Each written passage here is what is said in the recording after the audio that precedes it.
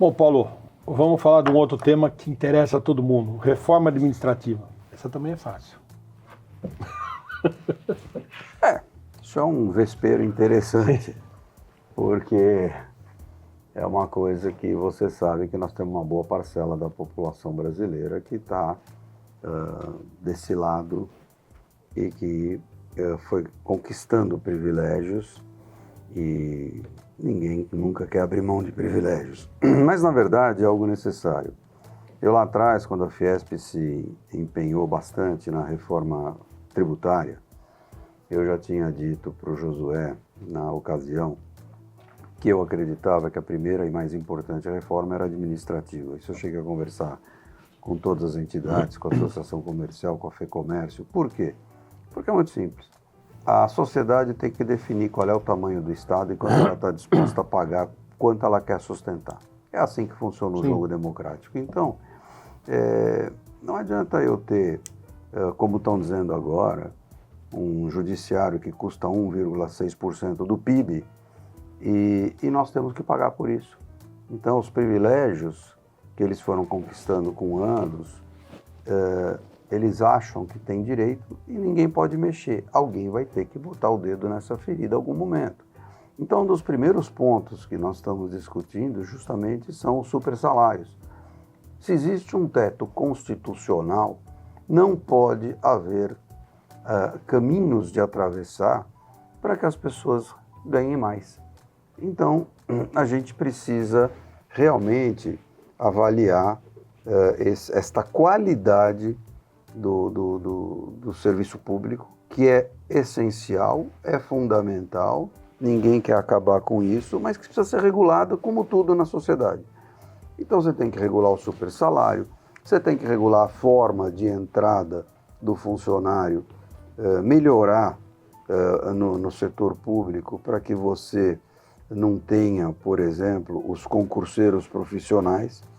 Você tem que mudar e melhorar os níveis de salários, isso vocês entendem bem, ou dentro do Estado, para que as pessoas possam se manter incentivadas, tenham melhoras de salário, porque não é possível o indivíduo passar num concurso para procurador, vai lá para o interior, numa cidadezinha, 2 anos depois ele está no teto máximo que a carreira pode oferecer, e ele não se empolga mais em melhorar nem o atendimento, porque ele não vai ganhar mais nada com isso. E por outro lado, se a gente disser, não, mas ele tem que ganhar mais, então eu vou estar estourando o teto. Enche a máquina tudo de novo. Então, na verdade, a reforma administrativa ela tem que ser muito bem pensada, muito bem elaborada.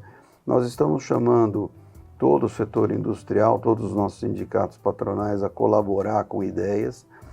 O departamento jurídico está colocando isso tudo planilhado e nós pretendemos oferecer ao governo um trabalho robusto que ajude a desenvolver o Brasil. Nós hoje estamos trabalhando, eu tenho aqui, me desculpa, mas não é a minha área específica, 9 temas, que é o fim dos supersalários, regulamentar a avaliação de desempenho de servidores e gestores, regulamentar políticas públicas de seleção e gestão de cargos de chefia, melhorar os critérios de avaliação dos concursos públicos, redesenhar as carreiras do Serviço Público Federal, regulamentar a contratação temporária, aprimorar a transparência e unificar informações sobre servidores e gestores, tornar mais eficiente o processo decisório e de execução e organizações com mais autonomia operacional.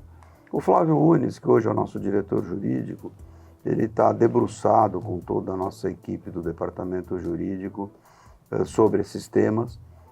Ele tem uma experiência de Congresso Nacional, de Brasília, e realmente a ideia da Fiesp é contribuir para a sociedade brasileira. Como sempre fez, vem fazendo. Porque eu acho que o mais difícil, na minha opinião, que vai ser difícil de enfrentar, é o supersalário. O resto eu acho que é uma pauta até...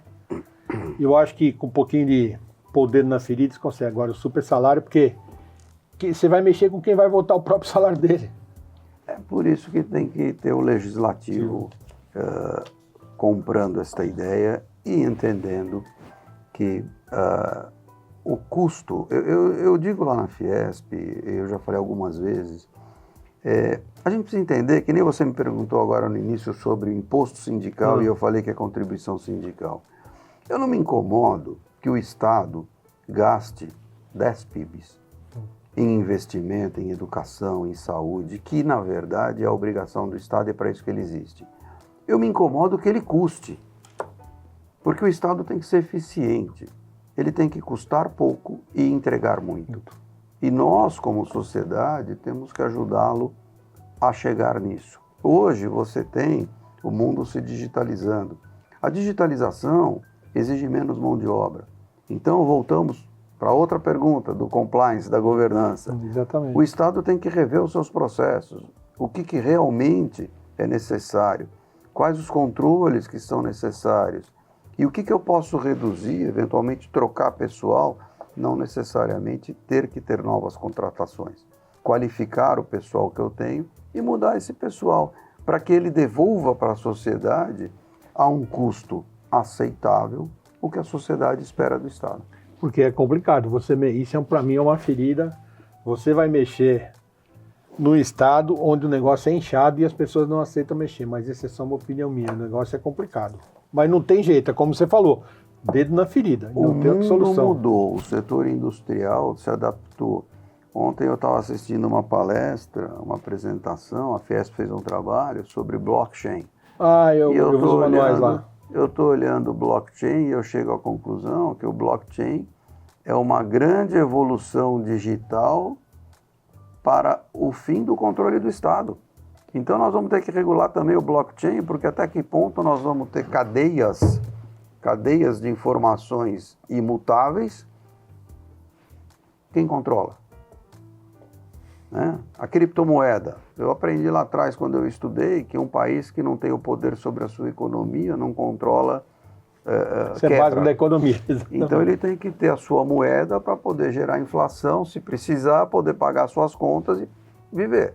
Bom, se eu passo a ter só criptomoeda e o Estado não está mais controlando a moeda, eu estou criando um problema para todos os estados. A mesma coisa no blockchain.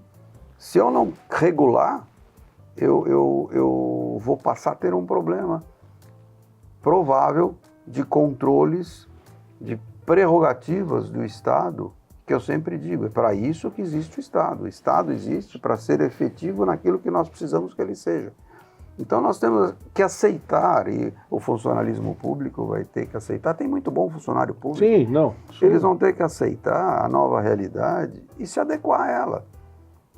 Porque, senão, fica inviável você sustentar uma máquina ineficiente e pesada para o contribuinte. Nós discutimos a reforma tributária. O nosso número dava para ser 19%. Nós aceitamos 25%, eles estão falando em 27%, única e simplesmente pelas concessões que foram feitas. A Fiesp usa muito uma posição, né, de uma colocação que é um condomínio. Se o seu vizinho não paga o condomínio, você paga mais caro. Paga mais caro. No Estado é igual. Então, o privilégio daquele meu amigo que é funcionário público e que está pertencendo, não entregando o que poderia, está custando para cada um de nós. Então, na verdade, a gente precisa, com um olhar de sociedade, com um olhar avançado, regular isso para que seja bom para todo mundo. Eu queria só, para encerrar, a gente falasse, porque já faz algum tempo a reforma trabalhista veio, teve mudanças, me parece, agora da minha opinião, que ela está tudo ok até o presente momento. Não sei se está, então eu queria saber, porque às vezes as pessoas esquecem, né, o que foi feito, como foi feito e o que podia estar melhorando. Então eu queria só considerações finais em cima da reforma trabalhista, que você explicasse um pouquinho para a gente, dessa situação, como ela está. A modernização trabalhista, ela atingiu alguns pontos específicos e ela foi muito bem. Um deles, essa parte do fim do imposto sindical, e tinha um outro ponto que realmente a gente tem que falar. Nós tínhamos um governo de viés de direita, mais liberal, e temos agora um governo de viés de esquerda, mais sindicalista. Então, a legislação vai mudando. Isso faz parte do jogo, a gente tem que se adaptar a isso, mas nem sempre é bom. Às vezes nós voltamos um pouco... Retrocesso, tira a competitividade das empresas. Quando a gente quer se comparar com outros países, né, que não tem uma legislação como a nossa, que tem uma liberdade, o trabalhador chega, trabalha, recebe e não tem vínculo. Se é bom, se é ruim, a sociedade tem que decidir. Agora, tem coisas que realmente, alguns retrocessos, por alguns entendimentos, como esse que eu te falei da contribuição assistencial, houve na modernização, por exemplo, uma proibição da Justiça do Trabalho ficar fazendo súmulas. Súmulas são entendimentos. Sim. Entendimentos. Cada um tem o seu. E destroem um pouco a segurança jurídica. Quando você vai tomar uma decisão de investir, quando você toma uma decisão de aumentar um parque fabril, você está planejando para 10, para 15, para 20 anos e você quer ter sossego. Então, estas pequenas alterações que fazem parte do modus operandi do governo atual, vai deteriorando, tirando competitividade. Às vezes você pensa que está protegendo alguém, mas na verdade não está. Então, a gente tem um trabalho constante de acompanhamento de toda a legislação trabalhista, de todos os projetos de lei que tramitam em Brasília. A nossa equipe acompanha, manda para Brasília, manda para o nosso escritório de Brasília e tenta fazer com que não se deteriore o ambiente de trabalho, pensando que está protegendo uma categoria, quando na verdade não está. Você está tirando a competitividade. Na hora que você tira a competitividade, você inviabiliza o negócio. E se você inviabiliza o negócio, o capital não tem pátria. Ele vai produzir aonde for mais econômico. Então, por isso que você tem tanta migração de produção de um local para o outro. Na verdade, o que nós precisamos é produtividade, é a justa remuneração, e nós precisamos, lógico, ter os controles de horário, não haver abuso, mas precisamos perder um pouco esse paternalismo excessivo que a gente faz questão de colocar na visão trabalhista como o trabalhador hipossuficiente, que me incomoda muito, porque eu não entendo, ele é hipossuficiente para ir para a Justiça do Trabalho, mas ele compra um smartphone e sabe operar programas que eu não sei. Então não é tão hipossuficiente. Hoje, com o excesso de informação, todo mundo sabe se colocar. Então a gente precisa ter um pouco de visão, não tão liberal como anterior, que eu também não concordava, e não tão... paternalista, vamos chamar assim. Na década de 70, como atualmente a gente tem encontrado. Beleza, meu amigo, quero te agradecer. Muito obrigado de novo pelo seu tempo, de você estar aqui. Com certeza você sabe que volta, não preciso nem dizer.